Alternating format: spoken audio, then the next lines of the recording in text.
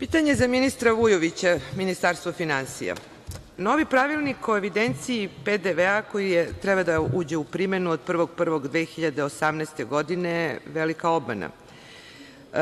Donet je na osnovu izmena i dopuna Zakona o PDV-u iz oktobra 2015. godine. U pisanom obrazloženju Ministarstva finansija, koje su svojevremeno dobili poslanici, piše da primena tog zakona neće stvoriti troškove privredi, naročito malim i srednjim pravnim licima, i da zbog toga nije potrebno obrazlagati da li pozitivne posledice donošenja zakona opravdavaju troškove koje će on stvoriti.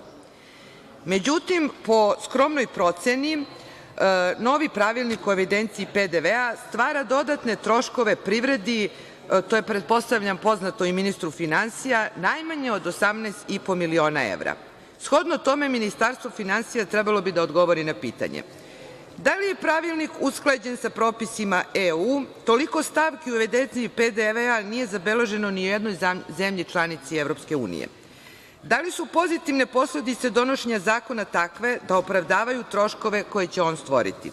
Zašto nije izvršena ozbiljna analiza efekata, te tek nakon toga zatraženo od poslanika da se izjasne o predlogu pravilnika?